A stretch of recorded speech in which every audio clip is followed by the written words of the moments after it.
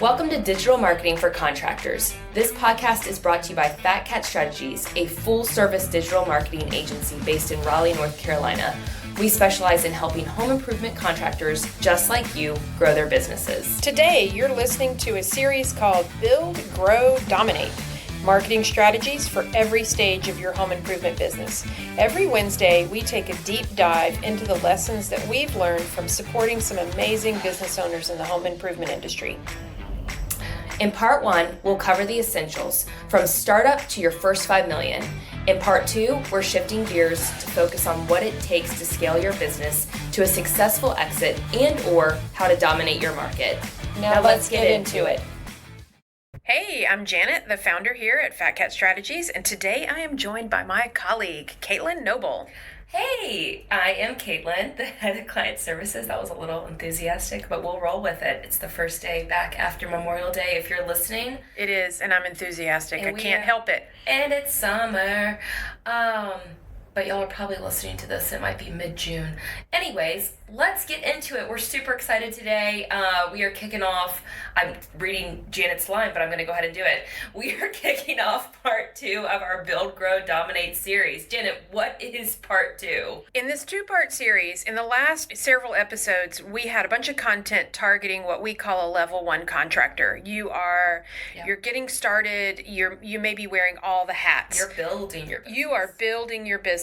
Today, we are transitioning into a whole new batch of content. We've got a great series of episodes, and we are focusing on what we like to call level 2 business, and that's where you are growing. You've already established the business, and now you are growing and scaling. We have content for you. You've already built a solid business foundation, and now you want to sharpen, optimize, and scale. You've got revenue, you've got a presence in your market, and now it's up to you to figure out how to convert those online leads into paying customers. So today's episode is all about your sales funnel and how to structure it, how to optimize it, and how to get better digital conversion rates out of the marketing that we know you're already doing. So Caitlin, help us break it down. Yeah, I love this topic, and I love that this is how we're kicking off the growth version of this series. Since we've built, now let's grow. So what is a sales funnel? Think of your sales funnel as the journey your customers take from the first time they discover your business to the moment that they sign a contract. A good sales funnel isn't just about collecting leads. It's about guiding those leads step by step, removing friction at every stage, and creating moments that build trust and motivate action. Y'all may probably know this. There's some amazing, sales partners, tools, leaders. I think like Dave Yoho comes to mind, and what the Yoho team has done, Tony Hody, etc., who have really, really helped you guys start to understand and build your sales funnel. There are 4 or 5 core stages within a sales funnel: awareness, interest, consideration, intent, and purchase. We're going to break down each stage and what you can do to optimize it. I love that, Caitlin. I like to repeat things because I'm usually the slow person in the car. So what we're doing today is we're going to break down and talk about these 5 stages: awareness, interest, consideration, intent, and purchase.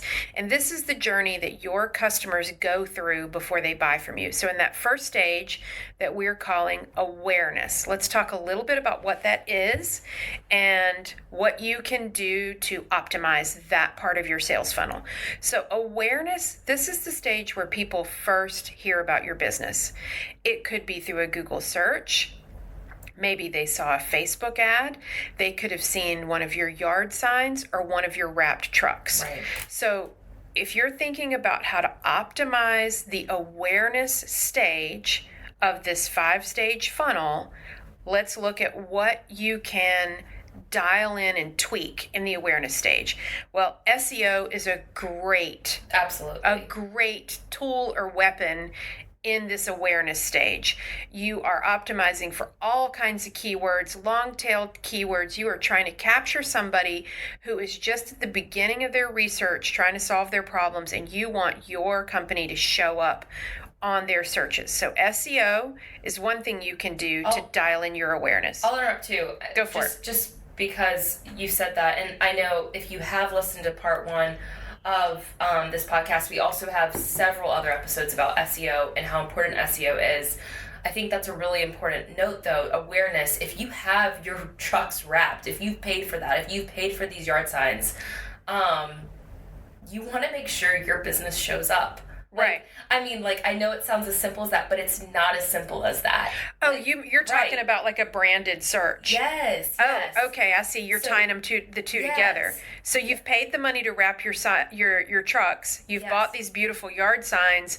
If someone sees your name in the neighborhood and then they Google your business name, make sure it shows up. Correct. And it doesn't just show up. Right, that it shows up well. Yeah, tune into some of our other episodes just to learn more about how to make your SEO work alongside your brand name. So sorry, we're building out awareness. Yeah, so awareness, if this whole episode is about taking these 5 steps of your funnel and then giving you tools to dial in and tweak each step. In that awareness step, really dig into your SEO. The other thing that you can dig into is your social media content. Especially your social media that showcases real projects with real photos. Make that interesting and shareable. Your Google and Meta ads with localized, meaning geographically localized targeting. That's going to help you build that awareness in your target geographies that you want to install jobs in. I'll give another quick example while we're going through this. If you are expanding into new locations, if you, I guess that's the best way to do it. Use Meta. If you have an agency or you don't have an agency, use Meta to make sure you're doing that localized targeting. Don't expect you're going to get leads, but do literally, Meta calls it a brand awareness campaign to announce that you are in this new location. So It's called awareness for a reason. Right. So on that awareness front, this is, and I'm going to go a little bit off script here. This is where I think a lot of contractors, you guys are so aggressive in a good way, and you're competitive in a good way, and you're action oriented in a good way, and you're results oriented in a good way, and you want to jump straight to the point. Where's my lead? Before a homeowner is willing to give you money, you gotta kind of warm them up. Right. You're you're not going to marry a girl on the first date. Well, same situation. Well, I guess some of you may have. I don't know. Grandparents in the 40s. No judgment here. But if we're using a dating analogy, you've got to build up to that. That's what this awareness stage is. You've got to who is this company? Are they in business? So SEO, social media, Google and Meta ads, to Caitlin's point, those brand awareness ads, and then on the offline part of it, really consistent visual branding across everything. Yes. Make your yard signs look like your trucks. Make your trucks look like the sign hanging over your physical office or showroom. Make that look like your website. Make that look like your ads. Yeah. It all looks the same. We've even had, clients who run radio ads, and we've had the slogan from the radio ad on the homepage hero. So when somebody goes to that client's website, they're like, oh. You're helping them make that mental connection. Yeah, and it reads the same as the radio ad does. So, on this first stage, in this 5-stage journey of your sales funnel awareness, what's the goal here? Your only goal is to get on their radar. Correct. Don't try to jump to the chase and sell them something right out of the gate. They ain't ready for that. Your goal is to get on their radar. You want potential customers and homeowners in your area to, first of all, know that you exist and you specialize in solving their problem. And that's the awareness stage. Caitlin, what is the next stage? Remind everybody. Yeah, so the second stage in this sales funnel process is the interest. It's now that you're on the site, now that you've gained their interest, they've seen your yard sign, maybe they've visited your website. Yeah, they visited your website, you've got some good social, etc. They may be reading a blog post or checking out a gallery. The goal is to capture that interest. So they've seen you, they've heard about you, they've now visited your site. How do we continue to spark that interest? So there's a couple different tactics that you can use that we recommend as well for the digital side of things. Lead magnets, that is going to be probably our most favorite. Those are going to be either hidden probably behind a form. So right now, you've got somebody's interest, you want to have their contact information, obviously, whether it's a phone number or email. So you're going to put a checklist on, how to keep your siding clean, or, tips to make sure your shower, is safe for guests this summer, something along that. Put it behind a form, at least an email, capture that. And that's one of the best ways to just go ahead and grab somebody's interest.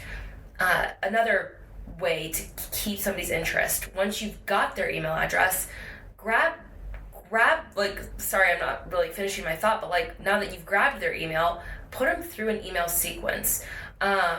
Follow up with content that's going to help them know, let this user know that you know what you're talking about. So they've downloaded a guide on, windows for their kitchen. Make sure that guide is followed up with content about windows. And then so to be clear, you're not at this stage, unless somebody has gone ahead and asked for a quote. Correct. You're trying to give people a reason to give you their contact information because they've shown some interest, but they may not be ready to move to the next step yet. That's exactly. Yeah. No. Cart before the horse, right? If that's the saying. It is. They've seen you. They know about you. You brought awareness. You piqued their awareness. Now let's keep them interested in who you are and what your business can offer. So you've got lead magnets. You now are sending them emails. I think the top-notch version of this is possibly inviting them to maybe a showroom, a demo. Yeah. I know I've received postcards in the mail for a local window company who wanted to just buy my husband and I drinks and apps to learn more about I Know. No way. Yes, at a local bar. I was 9 months pregnant, so we didn't go. But we didn't know this company, but this company knew that our neighborhood was filled with homes that needed window replacement, and they invited us to a demo. To a demo and a wine tasting or something. That's a great idea. Years ago, on a personal note, I remodeled my kitchen. Right. It was probably the first really big home improvement project I did. It was in 2008, I think. Looking back on it, I realized what kind of ominous timing that was. But at the time, anyway, we remodeled our kitchen. It was a huge investment for us at the time. It was kind of scary. There's a lot of moving parts and pieces to a full kitchen remodel. I mean, they ripped everything out down to the studs. You could see, my crawl space through the floor joist when they were done with that first demo day. I mean, it went down to the wires and the studs, and there was a dumpster in my driveway. So from a homeowner's perspective, that's a scary project, and it was a very expensive project, right. And it was the most money we'd ever spent on a home improvement project. The company that we hired, probably 6 months before I hired them, they had my awareness. I knew who they were. Local company, Kitchen and Bath Galleries here in Raleigh, North Carolina, Raleigh and Cary. Very well known, good reputation, multiple showrooms in our area. Yeah. They hosted a free, I don't even know what you call it. It was an educational event. Exactly. It was Design Your Kitchen 101. And I went to that probably 4 to 6 months before we were comfortable pulling the trigger. And in that event, it was on a Sunday afternoon. Sure. They had drinks, they had snacks, and they had multiple speakers. And the speakers were one speaker was about picking cabinets. Another speaker was all about countertops. Another speaker was about workflow and the work triangle in your space, where the sink is, where the fridge is. Anyway, this is right at that interest phase. I wasn't ready to buy, but I knew who they were and I was interested, and they offered me a high value way to interact and engage with them that was low risk for me. Exactly. It was free for me. And then I went on to spend $80,000 with them. Exactly. Was there, at the end of that, was there a hard ask? I mean, this has been so long ago. I'm sure there was.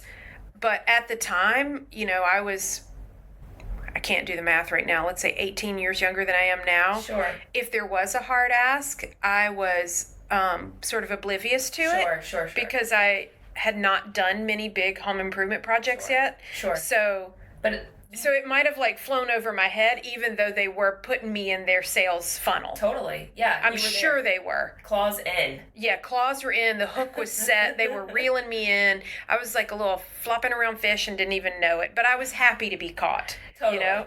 So if you don't have the resources though to host something like that. Yeah, what's a low tech version of that? A low key version. A low key version. Literally. I mean, the thing you said I think is brilliant. I didn't know that. I didn't know that you and John were invited to drinks. Yeah. So they invited everybody in your neighborhood. Yeah. Yeah. Was it? You had to RSVP. Was it within like a good driving distance? Yes, absolutely. It was at a local bar, like around the corner. This is brilliant. So this was a window replacement company, totally targeting your neighborhood, and your home was built when? 1990. 1990. It's 2025. 35 so it's years old. a 35-year-old home. So these are, I've been to her neighborhood, by the way. It's a very nice neighborhood. She lives on a golf course. Ooh. It's swank.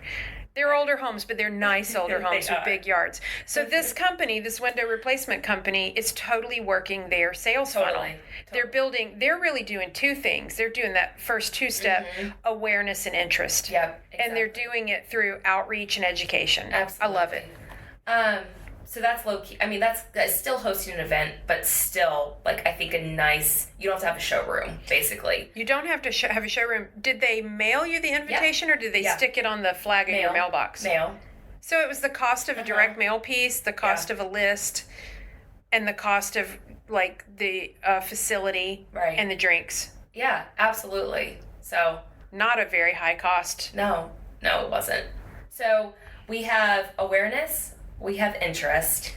Janet, stage 3. What's the third stage? Consideration. Ooh. So now you've got, if we're going to go back and forth between all my wild metaphors. Yeah. You know, this is, a fish is swimming by your lure. It's wiggled in the water. They're like, I think I'm going to bite. That's the consideration phase. So if we're talking about optimizing your sales funnel for this consideration, they know who you are. They're interested in getting this project done. And now they've started to consider your company. What are they doing? This is the point where homeowners are starting to compare. They're looking at you versus your competitor. They're looking at your offers, your history, and your background versus another local contractor. Yep. So how can you dial in your sales funnel at the consideration stage? Well, you can on your website, because most of this podcast is all about what you can do digitally. So right. If we focus on that on your website, display case studies, client stories, homeowner stories, client testimonials with real pictures, build that credibility. You can actually create comparison pages on your website. Right. Tell people what makes you different from your local competitors. You can use retargeting ads to stay top of mind. So as a reminder, you guys, you probably know what a remarketing or a retargeting ad is, but just quickly, what it is, someone comes to your website, they don't call you, they don't fill out a form, and they leave. Your agency can configure ads to show across all kinds of websites, not news websites, sports websites, social feeds, correct, yeah, video pre-roll, so that homeowner is being reminded every day. Oh yeah, I was looking at this company about replacing windows. So retargeting ads is how you can stay top of mind. You can showcase and highlight your company's track record, history, and positive reviews. So at this consideration stage, it's all about building trust and credibility. You have to show proof that you are the right choice. So I'll continue the story about the invitation to the drinks and the demo, basically, about Windows and why this company. So spot on, like... Are you going to get your windows replaced? We already did. So... Oh. I know. I've thought about this. I didn't know you got your windows replaced. Oh, yeah. Well, okay. Look at you all growed up. Look at me, I know. So, but this kind of like is funny, and it kind of goes along with this whole sales funnel. So this company, because obviously Janet and I have been doing this for so many years, they're a big player in the area. I didn't want to go with the cheapest. I mean, and I didn't... Not with Windows. No, I didn't. And I didn't want to go with honestly franchise. Like I just didn't. Like and we have a local client Yeah. that I wanted to use. But that being said, the timing was great. They knew we had just moved in. This company did. We got invited to drinks. We wanted to, like, they knew our home needed new windows. Like, you have... And they had already demonstrated to you that they were Yes. interested in serving your neighborhood. Exactly. So that's great. Personally, as I mentioned, the timing wasn't right for us. It was summer, about to be summer. I was about to have my first baby. We had just moved into the house. Like, expenses were already Yeah. what they were. I heard babies were cheap. Free. Yeah. Free. Totally free. I think they pay you, don't they? Yeah, we'll see. we'll see how those taxes come back. But that being said, so it wasn't out of mind, especially as the summer started to like get super hot, and downstairs got super hot, and we were all inside all summer because that's what you do when you have a baby. So you were, I'm just going so Yeah. off script. I know, here we are, consideration. This is your, like, talking about journeys and stages. This is Caitlin becomes an adult, where she's starting to have thoughts about energy efficiency. Absolutely. And like, why the hell is my air conditioner running Yeah. so much? Why is the air conditioning running? Why is my bill so much? high? I'm already hot and on fire anyways because you're like hormonal. And these windows suck. And these windows suck. Oh, and all of these bugs were getting in my house, and so you're already just like so super hypersensitive. So that being said, we reached out to that company. We told them that. So you had already done the drink thing or had been invited to it. Yeah, we didn't. You didn't go because you were pregnant. Right, But correct. And just money. Right, Time. right. Like, but we told them, like, hey, thanks for inviting us. Not interested at this time, but maybe later on. So, cue this hot ass summer. yeah. New baby, not knowing what we're doing. That same company comes through, and we have like a thing on our door that says, hey, baby is sleeping, do not disturb. They still knock on our door, got the dogs riled up, woke the baby up. This same company, I haven't told you the story. No. Because I like blocked it all out, honestly. Like, that to me lost the business because I was already, like, what other signs? Yeah, I was wondering where this story Yeah. went. I was thinking, like, knowing you, Yeah. I could see you had kind of earmarking in your head Yes. or bookmarking in your head, like, I'm going to replace my windows. Yes. I like this company. I like their marketing.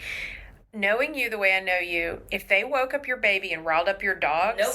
you will firebomb their house. Oh, I left them a Google review. I swear to you, and if you go, I'm surprised you didn't, like, take out a mafia hit on their extended family. I did, and now that Google review has gotten like a ton of like likes and like appreciation. Okay, so here's Yes. here's a tip. Yes. This is not in our script anywhere for this episode. No. If you have a Canvas team, Correct. you need to talk to them about looking for signs like, is there a little stork thing in the yard? Correct. One of those little signs There was. like, hey, just had a baby. Maybe don't knock on that door. Right. Or like caution, loud dogs. Like Right. don't do it. Yeah. And so all of that to be said, we were talking about consideration, like comparing competitors, etc.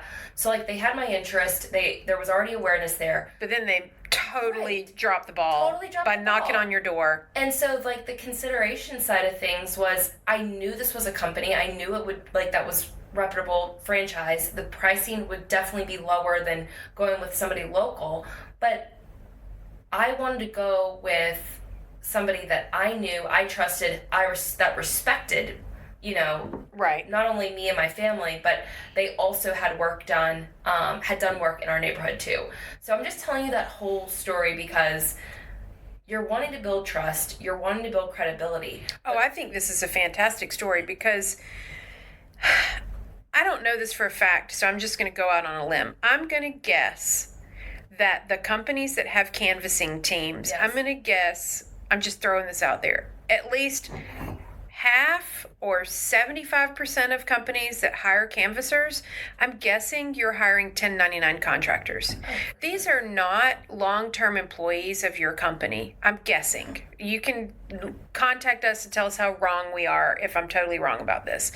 But the point of my digression here is if you are this company that Caitlin's talking about, you've got a fantastic website, you've got 300 Google reviews, you've been in business 20 years, Yep. you've got a showroom, and now you've targeted her really nice neighborhood Right. on this golf course in an up and coming area, a suburb of Raleigh. A lot of good business can be done out there. So you've stacked up all of the components of a great reputation and a great marketing campaign, and then your 1099 contractor that was poorly trained. Yeah. And I'm not blaming the door knocker. Correct. I'm blaming whoever the field Oh, of manager course. was. Yeah, the training. The field manager and the training for like nailing into them, like here's the scripting, here's what you do, here's what you don't do. And I'm going to guess that those canvassers were probably incentivized by the number of doors that they knocked. Oh, for sure. Not- And it was hot summer. And it was hot. And Yeah. so they were probably cranky. I'm just saying that, like, you can have a really great campaign and you can have a really good marketing director and you can do so many things right and then lose an opportunity that kind of falls through the cracks because of poor execution and poor training with what I'm guessing was a 1099 canvasser Yeah. that might have only worked for you for like 2 weeks. I know. And I do this for a living. Right. So coach we're very our critical clients, of it. for what we do in terms of getting reviews and making sure your reputation and your credibility and your proof and all of that's on your website. And so I knew what I was doing when I went on to leave that review, which I have found, and I will let Janet read after we finish recording this. I can't It wait. literally says 11 months ago, which is so funny because my baby's going to be 1 in 2 weeks. So it was so And so fresh. you were like out of my mind. the most stable you've ever been, making the best decisions you've ever made, Cold. with the most sleep you've ever had, and not at all recovering from a major life event. No. You were calm. Yeah. And like the moral of the story is like I knew what I was doing when I left that review. And so not only that, I knew you burned somebody's house down. I Yeah. just didn't know how. I did. But that being said, like, just build a consideration. Like, I already know who your company is. Like, you've already done a great job with the marketing. Just don't knock on my door. Don't knock on a door that's got one of those stork signs in the yard. Yeah. Because the woman who just had that baby will Is never mean. forgive you. Mean. And she will hunt you down. Okay. Yes. So we went way out. So we were talking about consideration. Caitlin, the next Okay. one, stage 4 of the Stage funnel, is 4. intent. Intent. So they're almost there.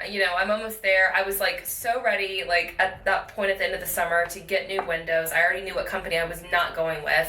That being said, you now have that form submission and they've requested a quote or they've called you.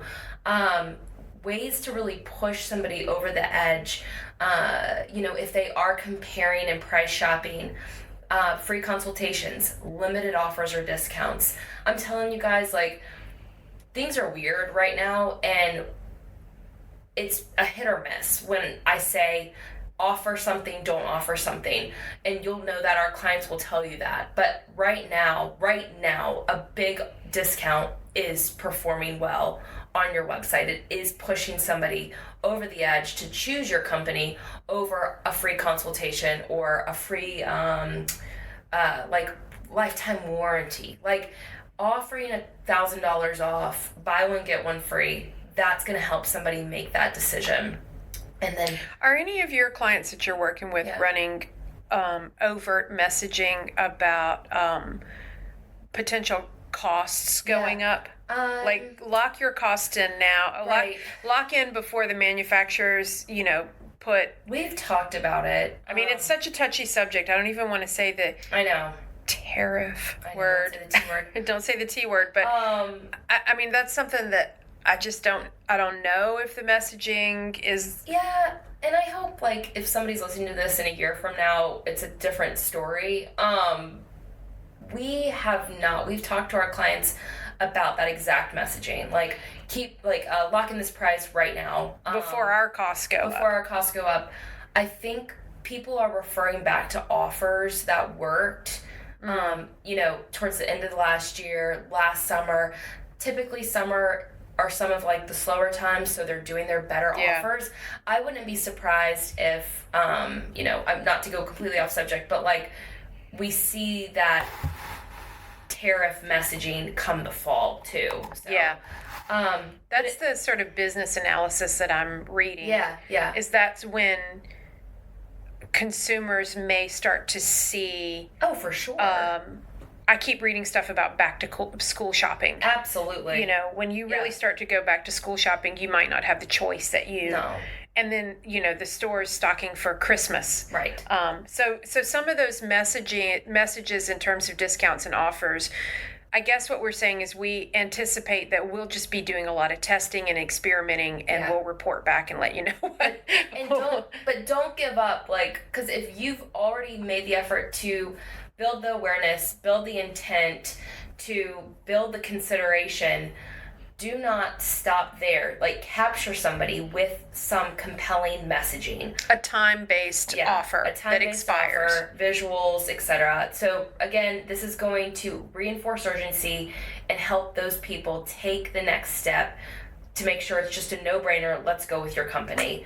Last stage in the sales funnel. That's the purchase stage. It's the stage everybody wants to get to. Yes, they try to very quickly. Yeah, and I guess the mistake, and I've said this earlier in the podcast, is where we see people wanting to skip all the steps and go like, where's my leads, where's my sales? We all want the same thing, but you got to give homeowners respect and let them go through their process. Yes. So stage 5 is that purchase stage. This is all about sealing the deal. Mm-hmm. You generated awareness, you captured a lead, you booked and confirmed the appointment. Don't drop the ball there. So at this stage, what can you do to dial in your sales funnel at that final purchase stage? The very first thing that we recommend is just really fine-tuning all of the follow-up touches from your team. It needs to be fast, it needs to be clear. You can work on this and tweak your systems with call center scripting when they call to confirm the appointment. Mm-hmm. You can tweak this with automated text message reminders and automated emails. All of that communication you're almost at the finish line. It needs to be so clear, so fast, so dialed in. Yeah. The other thing that you can do is really work on your quoting and your contract process. Your sales reps need to be so trained and so confident and really know how to work the room when they're in those in-home sales appointments. Yes. So that in-home consultation can make or break this deal. If your marketing is delivering the leads, but your reps are struggling to close those deals, now you have a data point where you know where you can focus your energy. You don't need more leads, you need to improve your closing ratio. And the good news is that in this industry that we all know and love, there's so many great resources to help you improve your sales game at that final stage of your sales funnel. And I think that you can think about improving this final stage in 2 categories. One category is training, and the other category is technology. So if you're thinking about training, organizations like Tony Hoty, we don't do sales training. We know others who do sales training. Find somebody that you really like and get some outside expertise to help you really dial in every step of how, when and where and how homeowners are being communicated with. And those sales trainers can help your team. That's on the training side. On the technology side, there's some really cool stuff out there, like Engage, for example. Mm-hmm. Engage with an I. That's the iPad sales presentation software, where once you get that deployed and in place, you can start to get some metrics. Let's say you got a team of 10 sales reps. You can see through technology like that how far they got into the sales presentation. And then you can start to map against, okay, the reps that get all the way through the sales presentation have a higher or lower closing ratio. And then you can start to figure out, well, maybe my presentation's too long. Right. So at this point, you're almost at the finish line. There are tools and consultants available to help you fine-tune the purchase stage of your sales funnel. And we just encourage you to put systems in place to help you know where to focus your energy, because this is a lifelong pursuit, fine-tuning this process. So if your process here at the end is clunky, then you're just losing money. And you need to work on making this step for homeowners as easy and frictionless as possible. Yes. I'm trying to decide if we save this part and do it as a separate. But we'll go through it. So we just went through the 5 stages of what the sales funnel looks like. This last part of the episode is optimizing the funnel. What are some of the best practices? Which we kind of touched on throughout the episode. Yeah, exactly. So just fine-tuning your entire funnel. So you're going to analyze and refine. You're going to look at the metrics. When are people dropping off? The bounce rate is something you should always be looking at. Do they ghost you after getting a quote on your website? You can refine that. What are some other best practices? Yeah, so I want to kind of underline what Caitlin just said. The analyze and refine is true for all 5 stages. Exactly. You've got your awareness stage, your consideration stage. If you put the right systems in place, you can see where are people falling off, and then you can fix that part. So you're analyzing, refining every stage. The next thing you can do is personalize everything. I love that. If you can tailor your messaging based on where the homeowner is in their journey, then it's just going to resonate with them so much more. So you can use CRM tools to segment and deliver the right message at the right time to those leads. And then, kind of going back to what Caitlin said, analyze and refine, that, our best practice is use data, not your gut feelings. I love that too. I mean, your feelings are going to change day to day. Based on the last person you just talked to. If you're still running some appointments yourself, you're going to come out of those appointments either on a high because you sold something or pissed off because you didn't. Sure. Try not to use those day-to-day gut feelings to make big decisions. Instead, there's so many analytics tools, heat maps, call tracking, call recording that can give you, even like that Engage presentation tool I was talking about. At every stage in the funnel, there are usually so many tools that you have trouble picking them. Exactly. But if you can get the right ones in place, then you can use data and not feelings to continue to refine this whole journey for your customers. Caitlin, what are some other best practices? Best practices? We've already kind of said it. I'm going to combine these and also just echo again what Janet's been saying, but leverage technology. We've mentioned a couple different technology partners. I mean, there's a lot of heat mapping tools, like Janet said, that also exist, call tracking tools, presentation tools. There's landing page tools, you name it, where you can use technology to see what works, what doesn't work. I mean, it could be as simple as the color of a button. It could be, we just ran this experiment for a client out in California, but 2 separate offers. Like, one was So you A/B tested the offers. Yeah, exactly. We A/B tested the offers. One was a 50% off installation. Another one was $2,050 off installation. I'll let you guess which one worked. But you can test that. There are tools out there, leverage technology. 2,050, that's a weird number. 2050? I know, but hey. Okay. I know. Like, and then I'm like, is it like because we're in 2025? I don't know. Yeah. Anyways. But I'm just wondering I don't know. How they came up with that dollar amount. We didn't question it. It's working. So A/B test.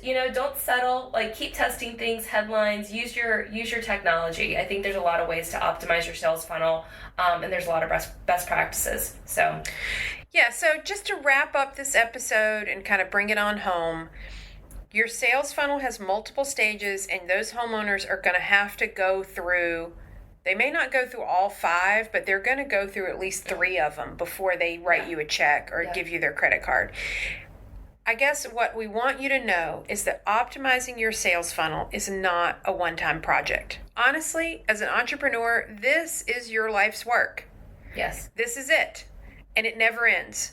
Think of it more like a daily practice. You brush your teeth every day, you comb your hair every day, That's what optimizing your sales funnel is. You're always working on it. So it's not a project with a start and end date, but with the right tweaks in the right places, you can double or even triple your conversion rates at different stages without having to double your marketing budget. So it is a worthwhile practice to pursue. So if your business is generating leads, but they're not turning enough of them into customers, this is your opportunity to refine your funnel, remove friction, align your sales team, and turn those clicks into contracts. Oh, that's cute. Next week. Yes. Yeah, what are we talking about next week? So we're going to tackle a decision that can quite literally make or break your next stage of growth. We've talked about it in part 1. We're going to level it up and talk about it in part 2, how to choose the right digital marketing agency as your business scales.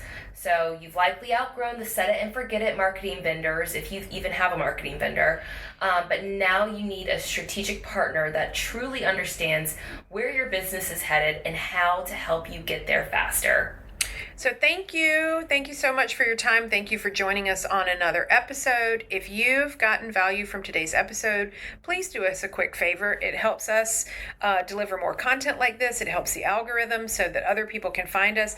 Leave us a 5-star review on Apple or Spotify. It helps other contractors like you find the show, and it keeps us bringing you better content every week.